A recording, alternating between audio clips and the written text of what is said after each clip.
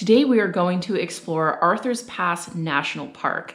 This national park was founded in 1929 and it was New Zealand's very first South Island National Park.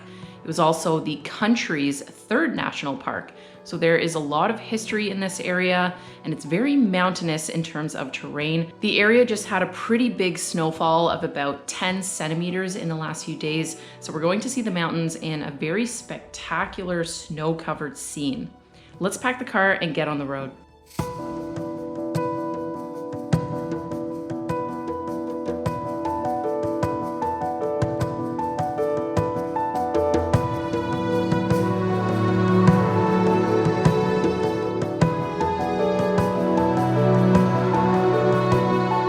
We are well on our way to Arthur's Pass. We've gone through this really interesting area that has like a bunch of frost. It's called Cass Lagoon Track, and it's just such a beautiful scene to see all these trees and grass and even spider webs completely covered in frost. It's so beautiful. Welcome to June on the South Island of New Zealand.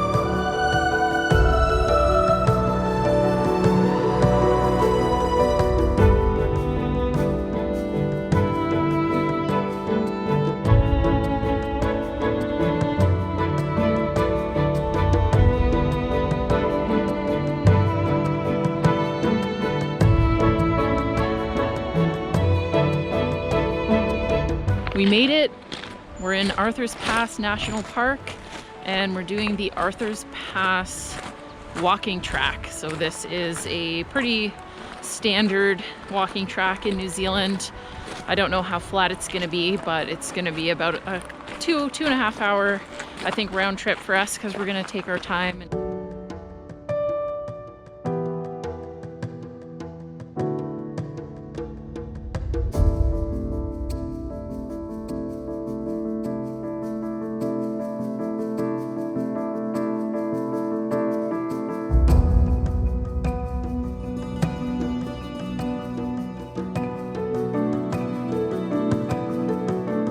We thought we made it to the end of the Arthur's Pass walking track, but we got to the end and noticed there was a parking lot on the other side of the road. So we walked across and it looks like it continues. We've gone down the pathway. We saw a little path that came off of this called Chasm. Said it was only 3 minutes away and it's really loud, as you can tell, but this is really freaking awesome. Just a lot of massive rocks, a ton of water flowing over them. There's a bridge that goes over this chasm. Well worth the slight detour on this pathway.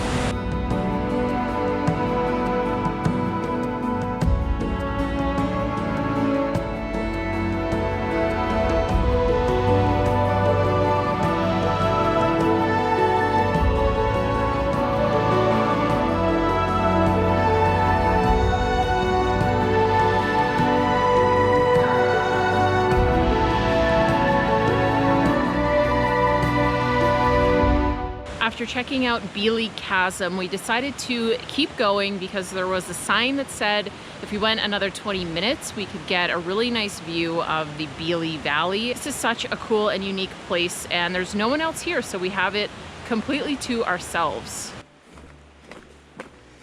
We're heading back down the trail to connect up with the Arthur's Pass walking track that we initially started on and see what the rest of the trail looks like.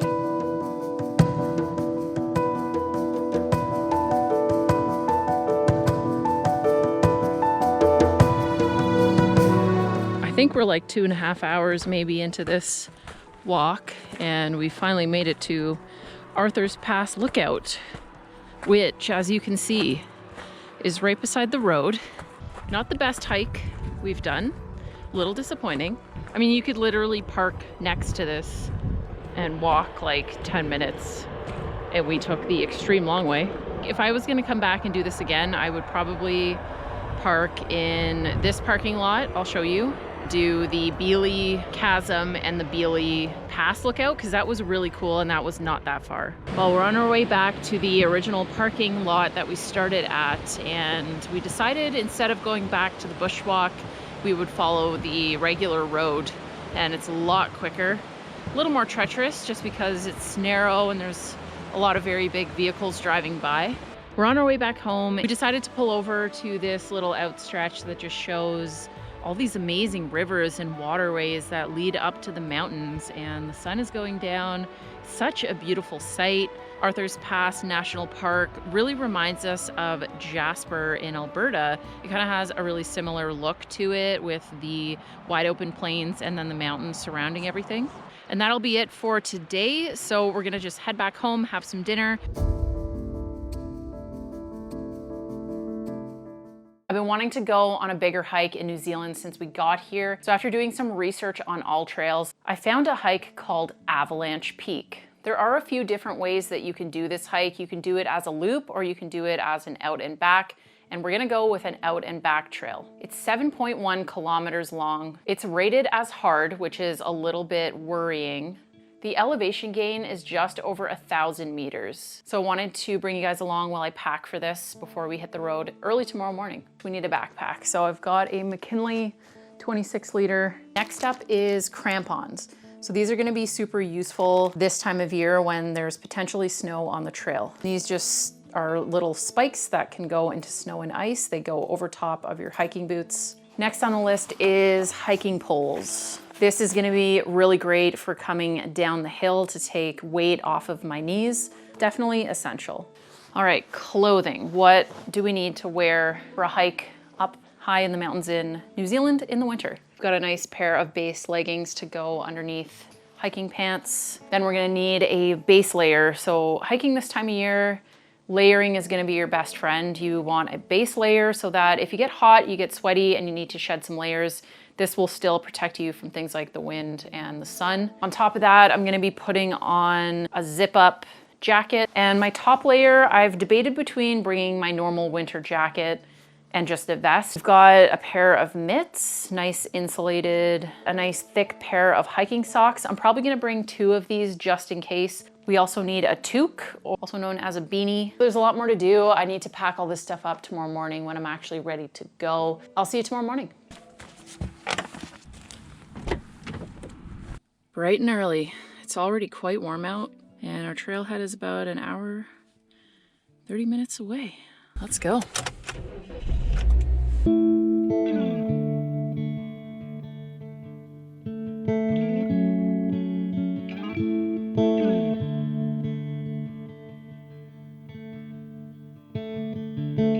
We made it, we're here.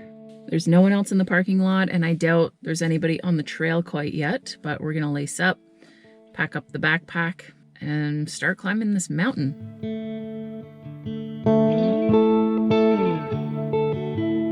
8:54, let's go.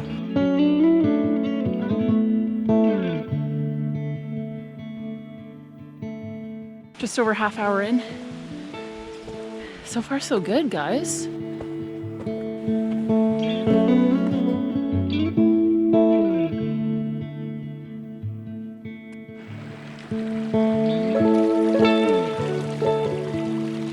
Ice cold, so fresh. The next hurdle is this.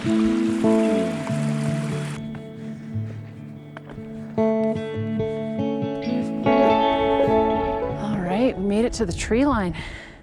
And I think the top is up to the right there.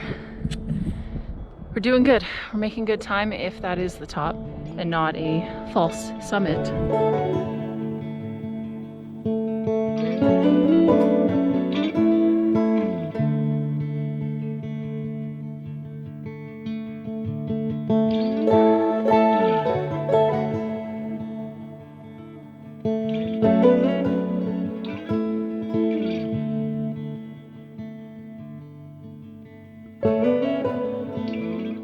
So I'm just about 3 hours in now, and what I thought was potentially the summit is not. So behind me is the real summit, and I'm gonna say it will probably take me another hour to get to the very top, and potentially longer to get down just because of how steep it is. So I think 6 to 8 hours is definitely fair for round trip.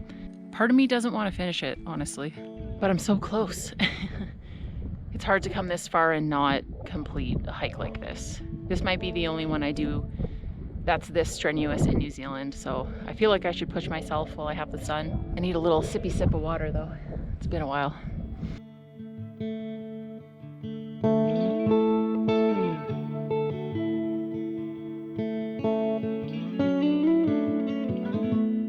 So it's just about 12:30 now, and I think I'm gonna call it. I just don't have the daylight hours to spend to reach the summit today. I'm pretty close. I'd say I'm another 15 to 20 minutes to the top, but the wind's picked up a lot. It's very cold. It's gonna be extremely dangerous to go down. There's just so many spots that are so steep, and I already have pretty bad knees. So I'm gonna call it for the day. I got pretty damn close. I'm really proud of myself for going this far.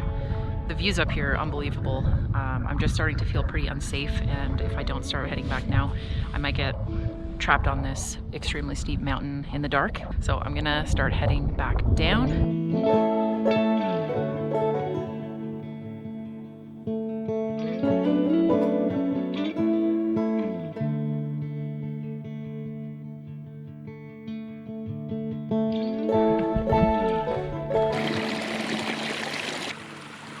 So I've just stopped. Like, I'm really close to the end, just having a little bite to eat, re-energizing a bit. But I wanted to give you guys some more thoughts on this hike in case you're looking to come here and do this as well. It is really steep, and there's a ton of rocks that you have to climb over within like the first 100 meters, and the first hour is a slog. I think if you're curious about this hike and you have a few hours that you want to spend exploring this area, I would just start it and see how far you can get. You can stop whenever you want. There are so many areas, like where I am right now. This is like 5 or 10 minutes into this hike, and it's just stunning. So you don't have to by any means go to the top of this. You can go up an hour, 2 hours, 3 hours, however far you want to go, and you'll be rewarded by just incredible views. I'm in like relatively good shape. I'm not in super good shape by any means. I'm not super fit. So if you're in a lot better shape and you do this really regularly, you might do it quite a bit quicker than I have. I'm on hour 7 right now. By the time I get back down, it should be around 4:30, and I started just before 9 a.m. And that'll pretty much wrap it up for the video. So thank you guys so much for joining me. I hope this gave you some more information about this hike.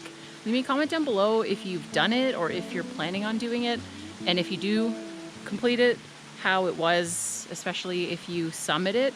I'd love to know if it was worth the extra like 20-30 minutes that I didn't do. But thank you, and we'll see you again really soon. Bye.